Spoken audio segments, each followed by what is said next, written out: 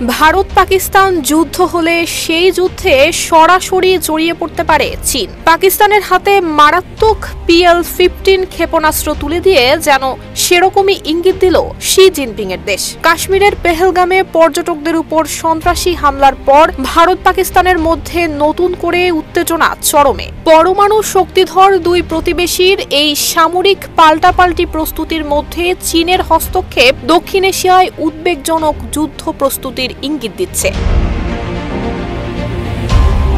চীনের তৈরি PL-15 ক্ষেপণাস্ত্র এখন পাকিস্তানের জেট F-17 যুদ্ধ বিমানে সজ্জিত। পাকিস্তান সরকারি সূত্রে প্রকাশিত ছবিতে এই যুদ্ধ বিমানের নতুন সজ্জা স্পষ্ট, যা এক ধরনের সরাসরি হুঁশিয়ারি নয়াদিল্লিকে। এই ক্ষেপণাস্ত্র শত্রু বিমানকে 200 থেকে 300 কিলোমিটার দূর থেকেও ধ্বংস করতে সক্ষম।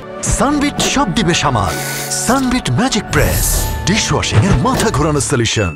বিশ্লেষকরা বলছেন এটি ভারতের রাফালের সঙ্গে থাকা ইউরোপীয় মিটিওর মিসাইলেরও প্রতিদ্বন্দ্বী। অন্যদিকে ভারতের বিমান সেনার অন্যতম শক্তিশালী যুদ্ধ বিমান রাফাল ফাইটার জেট, যার সঙ্গে যুক্ত হয়েছে ইউরোপীয় মিটিওর ক্ষেপণাস্ত্র বিয়ন্ড ভিজুয়াল রেঞ্জ, যা যুদ্ধক্ষেত্রে অন্যতম সেরা বলে পরিচিত। তবে বিশ্লেষকদের মতে PL-15 ক্ষেপণাস্ত্রটিকে প্রায় মিটিওরের প্রতিযোগী বলে বিবেচনা করা হয়। সেনাবাহিনীর সাবেক কর্মকর্তাদের মতে এই উন্নত ক্ষেপণাস্ত্র পাকিস্তানের হাতে তুলে দেওয়ার ঘটনা প্রমাণ করে এই যুদ্ধে নিজের স্বার্থেই জড়িয়ে যেতে পারে চীন। বিশেষজ্ঞদের মতে পাকিস্তান আকাশ যুদ্ধে ভারতকে চ্যালেঞ্জ করার সক্ষমতার দিকে এগোচ্ছে। এমন পরিস্থিতিতে ভারতের উচিত নিজস্ব আকাশ প্রতিরক্ষা ব্যবস্থাকে আরও জোরদার করা এবং বিদেশি মিত্রদের সঙ্গে কৌশলগত সহযোগিতাও জোরদার করা।